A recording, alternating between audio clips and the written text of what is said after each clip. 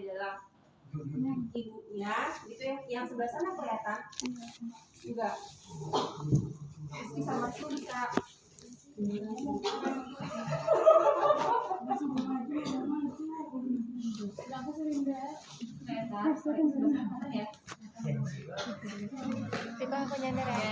jadi kita akan sama seperti yang di ibu hamil. Sebelum pemeriksaan kita pastikan ibunya bladernya kosong, gitu ya. Kita pastikan bladder ibunya kosong. Jadi nanti sebelum melakukan tanyakan dulu ke ibunya sudah berkemih atau belum. Kalau sudah berkemih berarti dilanjutkan pemeriksaannya, tapi kalau belum berkemih kita anjurkan ibu untuk ke kamar mandi ya, untuk mulai kecil. Kalau misalnya kita sudah atau ibunya sudah melakukan mulai kecil, maka selanjutnya kita kontak sama ibunya. Assalamualaikum, selamat pagi ibu, perkenalkan saya Nasrima dari Stikes Horizon. Saya di sini akan melakukan pemeriksaan fisik pada ibu. Setelah ibu melakukan pemeriksaan fisiknya mulai dari kepala sampai dengan kaki, nanti daerah dada, daerah perut, daerah bawah akan saya buka. Ya, sekali lagi kalau di maternitas kalau melakukan pemeriksaan fisik harus jelas kontraknya. Jangan bilang, Bu, saya mau periksa daerah dada, daerah perut, daerah ini ya, tapi dibilang, Bu, nanti daerah dadanya dibuka, perutnya dibuka, dadanya dibuka, perutnya dibuka, sama bagian bawahnya nanti akan dibuka. Karena khawatirnya khususnya buat yang laki-laki. Jadi kalau misalnya ini dari awal udah bilang, Bu, saya nggak mau, ya bisa nggak hanya periksa daerah kepala atau tangan aja, maka nanti saat ke rumah sakit bisa dibantu sama teman perempuannya, teman ceweknya gitu. Kalau misalnya dapat ibu yang mau, ya udah mau, berarti dilanjutkan, jangan kita yang jadi malu gitu ya. Oke, misalnya sudah sama ibunya udah oke, ibunya sudah ke kamar mandi, kita pakai handscoon sama seperti prinsip PDF, pakai handscoon. Setelah cuci tangan pakai handscoon, kemudian kita periksa seperti biasa rambutnya ibu, di rambutnya ibu apakah ada kotoran gitu ya, bersih atau tidak, dan yang lainnya. Setelah dari rambut turun ke wajah, di wajah apa yang dilihat? Plasmagrafi darum. Setelah plasmagrafi darum apalagi yang dilihat? Pucat atau tidak. Jadi secara observasi yang dilihat pada ibu postpartum adalah satu, apakah ibunya masih ada plasmagrafi darumnya. Kemudian yang kedua, apakah ibunya tampak pucat atau tidak, karena pada saat bersalin ibunya setelah mengalami pendarahan gitu kan, maka dikhawatirkan ibunya mengalami pucat atau cyanosis gitu. Kemudian setelah itu ke daerah mata. Di mata apa yang dicek? Pupil, cahaya gitu. Jadi kita minta, Bu, bisa dilihat ibunya melihat ke atas, kita tarikan konjungtivanya ke bawah sambil dilihat konjungtivanya dan sferanya. Setelah itu selesai, kita bawa pen light, kemudian dinyalakan, kemudian didekatkan refleks pupil terhadap cahaya, apakah miosis, miosis, kanan dan kiri. Semuanya sama, kalau sama namanya adalah isosis. Setelah itu selesai, topang pandang ya ibu, jangan bergerak, nanti mata ibu yang mengikuti, pandangan ibu mengikuti ke arah kanan, ke arah kiri, kemudian ke atas, ke bawah. Setelah selesai mata, kita ke hidung. Di hidung apa yang dicek?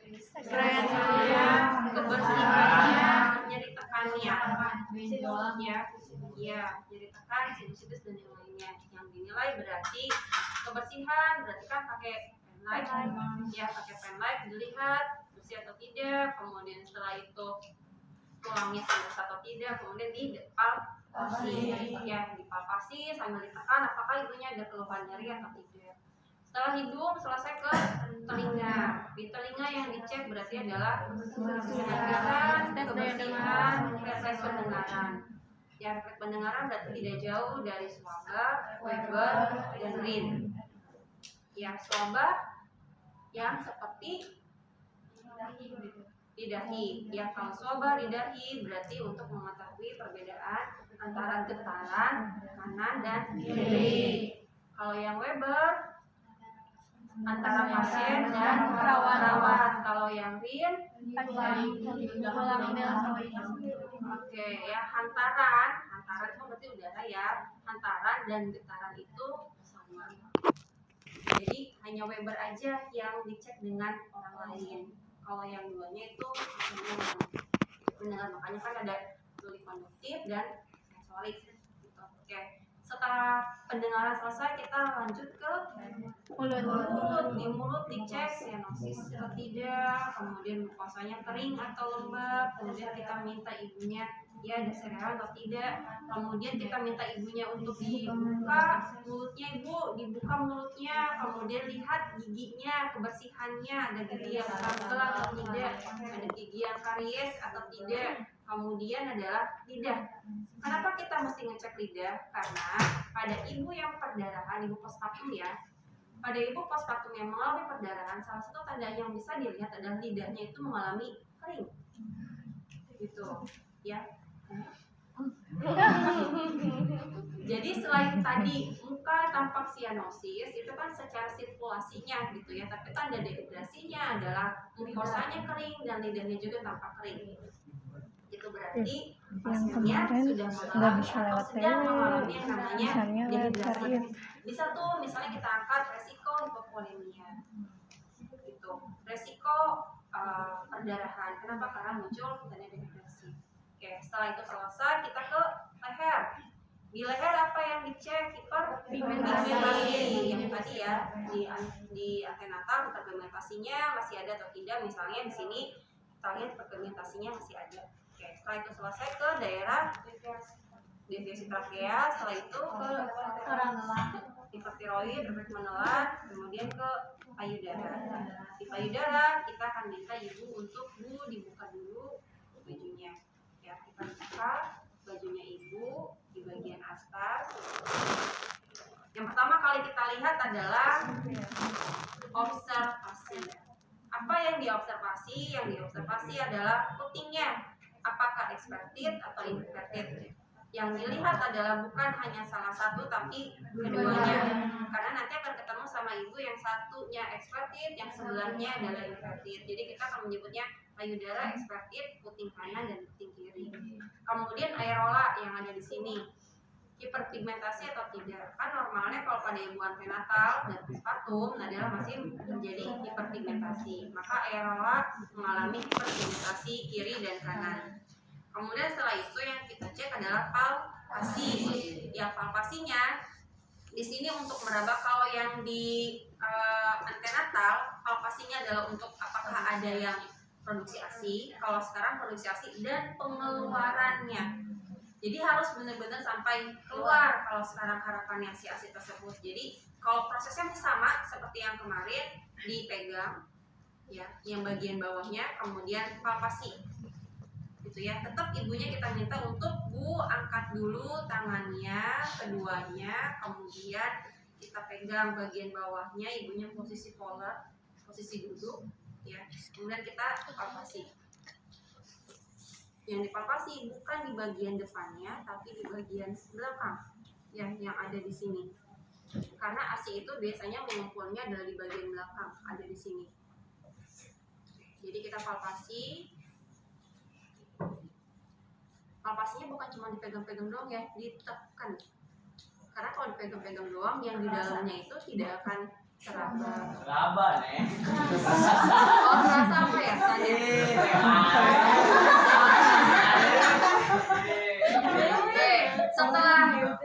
Setelah payudara selesai, masih ada satu lagi, yaitu karena tadi ibunya diangkat ya tangannya, ibunya diangkat tangannya, sudah selesai palpasinya. Selanjutnya adalah periksa kelenjar getah bening yang ada di daerah aksila, di daerah sini.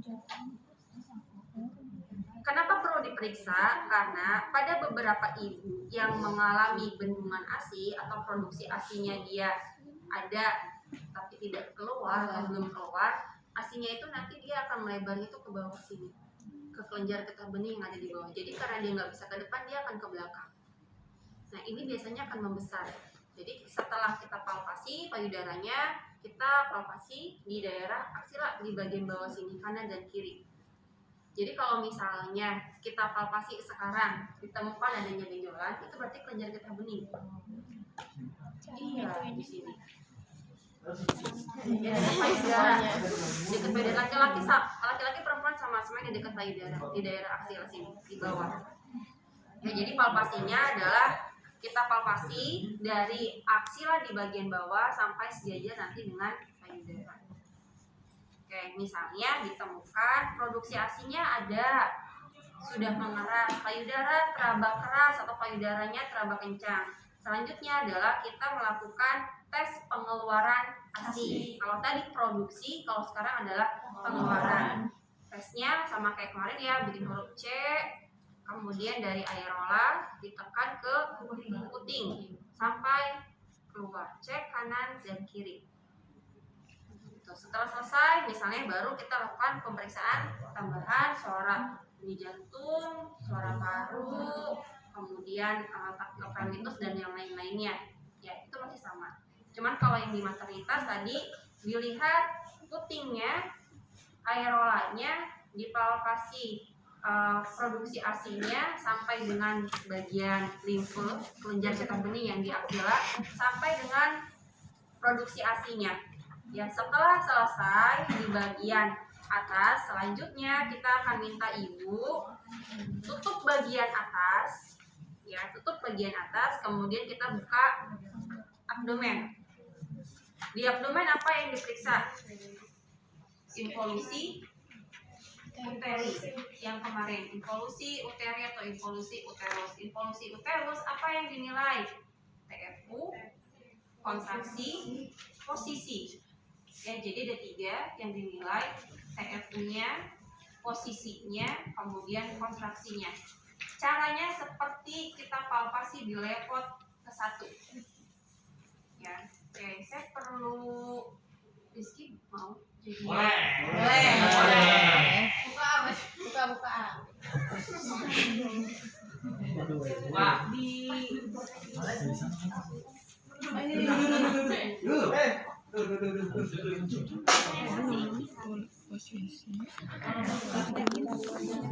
kontraksi.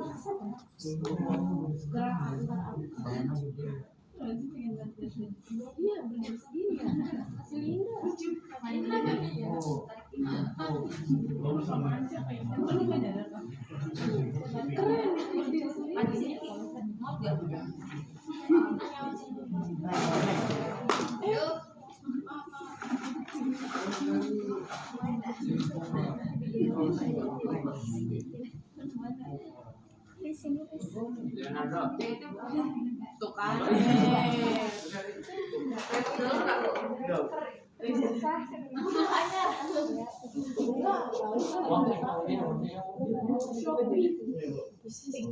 TikTok shop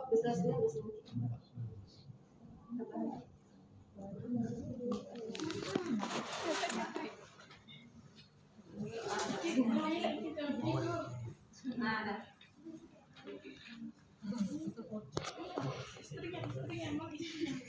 oh, ada istrinya. Ada. Oh, pesanan suami istri. Ya, boleh deh, Bu. Kapan akadnya?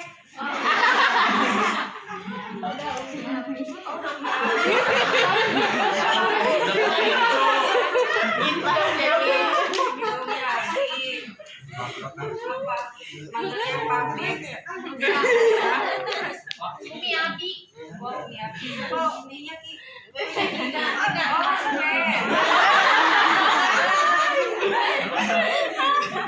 Misal ya, kita kan mau periksa daerah abdomen, ya, sama seperti di lepot yang pertama, kita akan palpasi dari bagian bawah, ya kan? Jadi dari bawah sini, Bu, saya akan pegang ya. Oke, sebelum palpasi dilihat dulu apakah ada yang urus namanya apa? Linea. Kemudian dilihat juga apakah adanya Stretch mark. Tambahannya sekarang kalau ibunya operasi, apakah ada luka Operasi atau luka jahitan? Itu ya. Jadi dilihat ibu tampak linea nigra, ibu tampak ada stretch mark, ibu tampak ada luka operasi. Misal kalau ibunya dioperasi. Kalau tidak ada berarti hanya 2, Indra sama Syahmas. Setelah diobservasi, dilihat selesai, kemudian baru palpasi. Yang dipalpasi berarti mulai dari bawah, ya dari bawah sini, kemudian ke bawah, terus ke bawah ke atas, terus sampai geli ya Ki, sampai misalnya pusat ketemu nih, misalnya di sini. Oh ini berarti sepusat. Jadi kita jangan hanya nempel gini, tapi agak ditekan. Kenapa? Karena nanti yang akan terabanya adalah di bawah sini. Ini ada bagian yang mengeras, dan di bagian atasnya ini bagiannya adalah kosong. Jadi terabanya itu lunak. Gitu. Jadi perbatasannya adalah kita di mana nih? Oh ini perbatasannya adalah di sepusat. Kalau 2 hari berarti 2 jari di bawah pusat. 3 hari berarti 3 jari di bawah pusat, dan seterusnya karena dia sampai dengan hari ke-7 sudah masuk lagi ke rongga panggul, udah masuk lagi ke sini nih, nggak akan teraba, udah selesai. Jadi hanya 1 minggu. Nah kalau misalnya masih dalam waktu lebih dari 1 minggu masih ada di atas, berarti terjadi yang namanya atonia atau subinvolusi, di mana TFU yang seharusnya dia sudah balik lagi ke posisinya, dia masih di atas. Tandanya apa? Selain tadi TFU-nya naik, kontraksinya pasti lunak, ibunya mengalami perdarahan. Gitu ya. Jadi involusi yang pertama adalah TFU-nya. Oh TFU-nya tadi di sini terpusat. Lihat posisinya, apakah posisinya itu sejajar dengan pusat atau dia ada di samping. Kalau misalnya posisinya ada di pas pusat, berarti kita menyebutnya adalah posisi sepusat lurus. Jadi kalau lurus itu ya posisinya lurus. Tapi kalau dia ada di samping, namanya adalah midline. Di samping, di bawah, di samping garis midline, gitu ya. Kemudian yang ketiganya adalah kontraksi, pegang yang di bawahnya. Kalau kita pegang di sini terabanya adalah keras, berarti kontraksinya adalah positif. Oke, jadi involusi uterus kita nilai TFU-nya. TFU sepusat, posisinya di tengah. Kemudian kontraksinya teraba keras. Jadi sekali lagi involusi uterus yang dinilai adalah 3. Posisi, TFU, kontraksi. Kemudian kita pastikan lagi pada saat kita pegang Bu, apakah semakin nyeri? Kalau ibu menyusui, apakah semakin nyeri? Apakah ibu melakukan pergerakan, apakah semakin nyeri? Untuk memastikan apa? Untuk memastikan yang namanya after pain. Yang kemarin after pain, kondisi nyeri yang muncul secara fisiologis karena adanya kontraksi uterus. Kontraksi uterus ini akan meningkat pada saat ibunya mobilisasi, pada saat ibunya menyusui, pada saat ininya kita message atau kita palpasi. Itu ya. Oke. Setelah itu yang kita nilai adalah DRA, diastasis rectus abdominalis. Caranya ibunya kita minta angkat dulu bantalnya. Ya, sudah diangkat sama ibunya. Kemudian tindakan ini tidak diperkenankan untuk ibu yang SC. Jadi hanya pada ibu yang postpartum. Kalau yang SC bisa dinilainya dengan posisi supin. Ya hanya posisi supin, nanti kita akan lihat perbedaannya. Jadi kalau untuk anggap ini ibu normal dulu ya, ibu normal, Bu bisa dagu nempel ke dada. Main sakit ya. Jadi yang kami nilai adalah bisa dibuka. Bisa. Boleh. Lalu ada yang balik kos dalam malah lagi. Jadi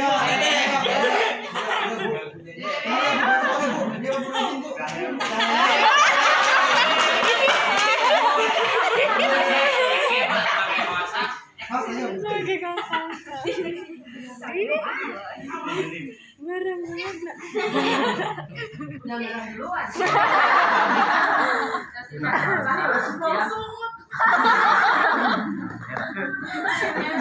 Linda.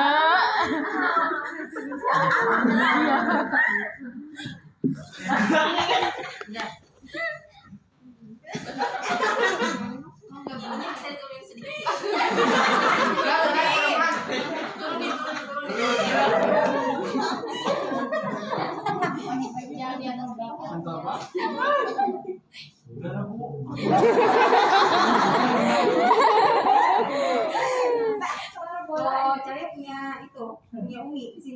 Punya Bu.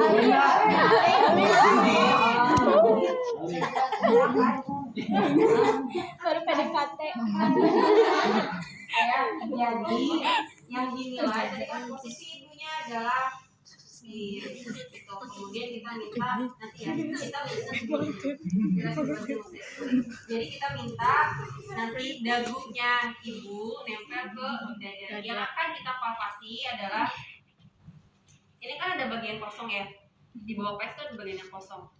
Nah, karena ini adalah laki-laki gitu ya, maka ototnya itu dia pasti rapat gitu kan. Kalau yang di gambar yang di kampus yang di kelas itu yang kemarin, kalau pada ibu hamil dia akan meregang. Iya. Kan ototnya ada di sini, sorry ya, ada di sini nih.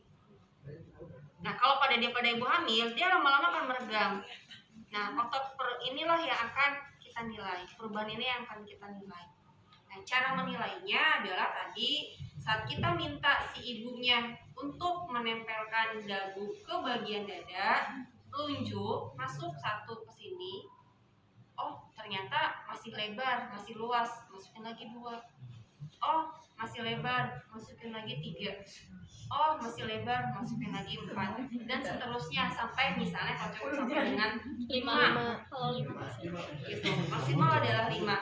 Kalau misalnya maksimal 5 berarti ibu ini memiliki riwayat pernah melahirkan lebih dari 5 kali. Lebih dari 2 kali. Kemudian bayi yang dilahirkannya selalu besar. Bukan normal. Lahirannya adalah bayi besar. Jadi di atas 3.500 gram. Ya, atau bisa juga bayinya kembar. Gitu. Jadi itu yang akan kita nilai. Ya, jadi tadi kita minta ibunya untuk dagu nempel ke dada. Ya, kemudian jari telunjuk, kemudian di sini masuk, anggaplah 1 dulu ya, 1 jari masuk. Kemudian kita kasih tanda dulu dengan jari tengah di sini, kemudian nanti turun lagi ke bawah. Dan seterusnya sampai simfisis pubis. Itu ya, jadi 1 di sini tandain misalnya di bawah sini untuk jari tengahnya, kemudian balik lagi ke sini, turun lagi ke bawah dan seterusnya. Nanti yang akan kita nilai adalah 2 jari dikali berapa senti. Anggaplah misalnya 1 jari ini panjangnya berapa sih? 5 misalnya, 5 senti. Tadi kesininya adalah 3 kali, berarti kan 15 ya. Berarti 2 jari dikali 15 senti. 1 jari dikali 15 senti. Udah cukup gitu aja. Jadi yang kita ketahui adalah lebarnya 2 jari dengan panjangnya adalah 15 senti. Gitu. Kalau untuk ukuran panjang kemungkinan akan sama. Yang membedakan paling nanti dari posisinya si ibu. Tapi kalau untuk lebarnya, jari yang masuknya tadi tergantung dari anak yang sudah dilahirkan sama ibunya. Itu ya, anggap tadi DRA-nya adalah 1 jari dikali 15.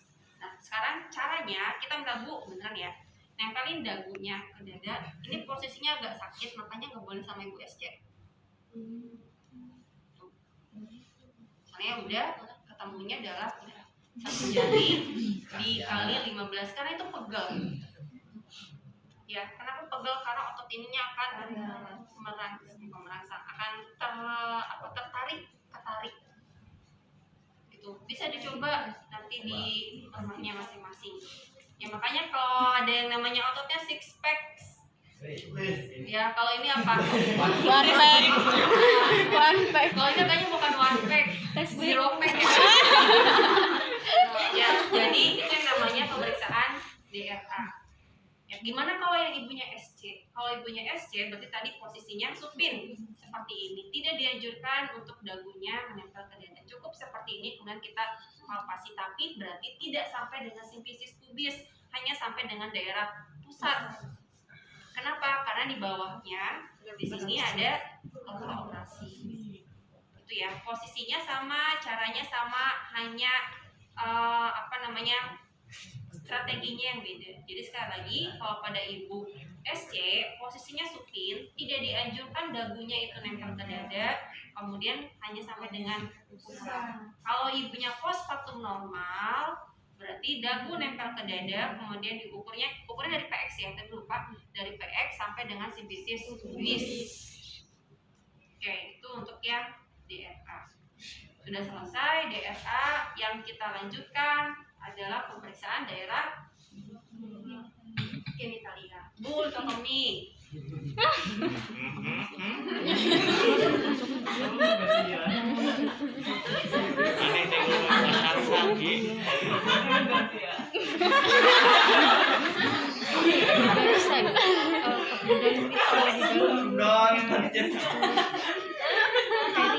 Gimana posisi ngelahirinnya betul? Mas ya? Oh ya tanya. Cara ngelahirinnya betul gimana posisinya? Mana? Gimana? Dibuka terus diapain lagi? Yang agak berdiri Nih caranya nanti ya bapak-bapak, ibu-ibu, Pak peluk betisnya, Bu, jadi bapak peluk.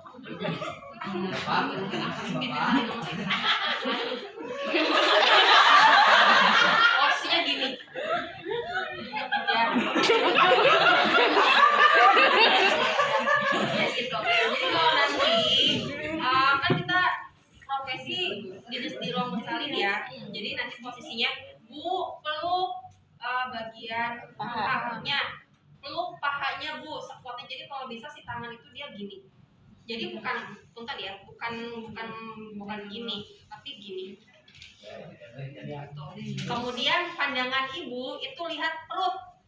Jangan lihat atas, jangan lihat kanan, jangan lihat kiri, lihat perutnya. Kenapa? Karena biar ibunya bisa tahu, oh perutnya udah turun, udah mulai turun. Dan nggak boleh merem, harus membuka. Khawatirnya kalau ibunya merem, kemudian kekuatannya dadanya kuat, itu bisa pecah pembuluh darah di daerah pamitalnya. Itu ya, oke. Lanjut lagi, tritotomi. Kemudian yang kita lakukan adalah vulva hygiene.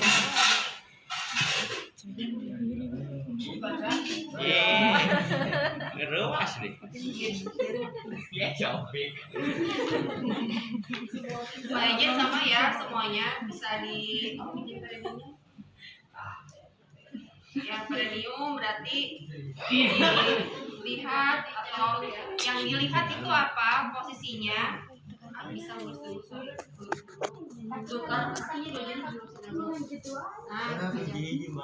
jadi yang dilihat sama kebersihannya ya. Kemudian kalau kebersihan yang di sini akan kita lihat adalah lokea ya, walaupun tulisannya lochia dibacanya adalah lokea. Kalau misalnya hari ke-1 sampai hari ke-3 lokeanya adalah lokea rubra ya, jadi dibuka labia mayoranya, kemudian kita bersihkan labia mayora kanan, labia mayora kiri, kemudian juga labia minoranya, kemudian yang terakhirnya adalah vestibulumnya ya, yang tengah kan namanya vestibulumnya tengah. Kemudian dilihat setelah kita bersihkan apakah masih ada darah yang keluar. Kalau yang darah keluarnya itu berwarna kemerahan, berarti itu bisa dipastikan darahnya adalah darah lokea rubra. Gitu. Jadi untuk menentukan lokea rubra bukan dilihat dari pembalutnya, kan kita nanti saat dibuka akan kelihatan ya pembalutnya penuh kah atau sedikit kah atau hanya bercak gitu. Jadi setelah dibuka pembalutnya, ibunya disiapkan pembalut yang baru. Jangan dilihat lokea rubranya itu dari pembalutnya, tetapi dilihat dari hasil nanti yang keluar setelah kita hygiene. Oke. Setelah selesai misalnya sudah terlihat lokeanya rubra yang keluar, kemudian kita minta ibunya posisinya adalah posisi sim.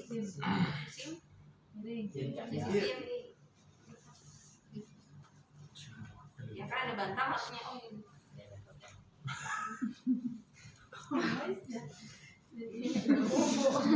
posisi sim ininya dipindahin ke belakang.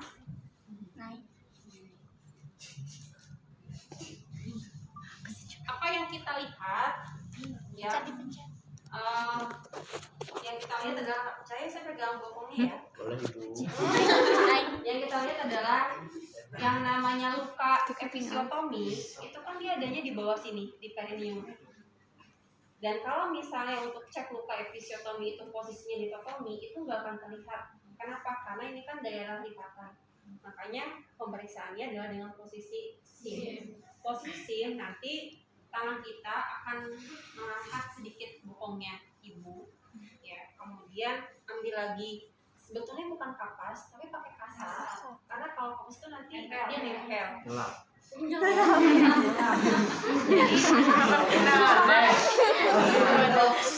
Ayo Jadi serius.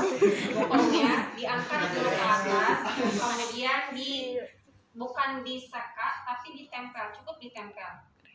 Ya, kemudian nanti dilihat di kasanya apakah ada darah atau tidak. Oke, cukup ditempel. Kemudian dibuang lagi. Kemudian yang keduanya ambil kasa lagi, kemudian kasanya kita isi betadine. Jadi sekalian apa? Itu tuh betadine ada dinya. Ada betadine? Itu betadine-nya.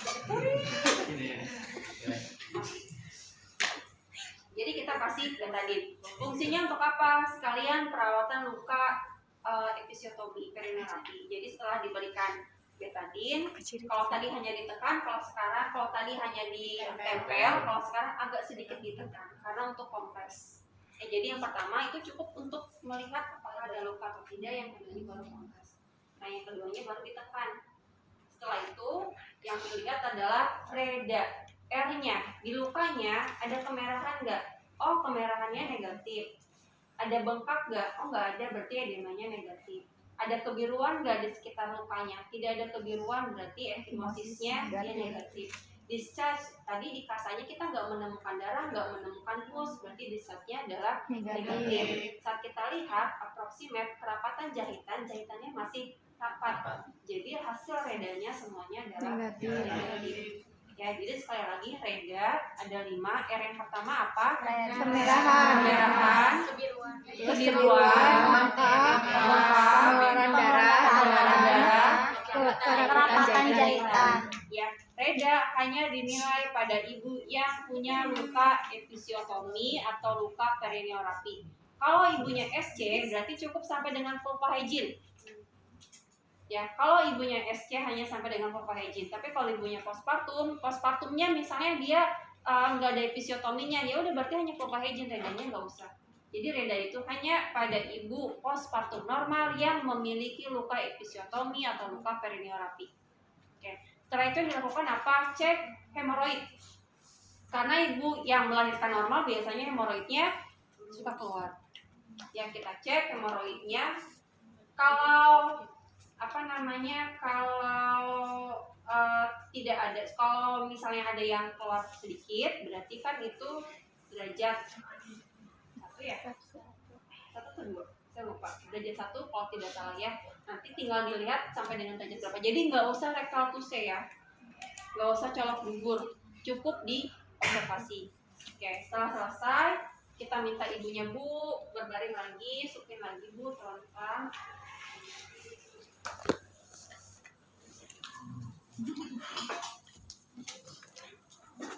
Setelah itu kita cek yang kemarin common sign ya, DVT, defense thrombosis atau varices.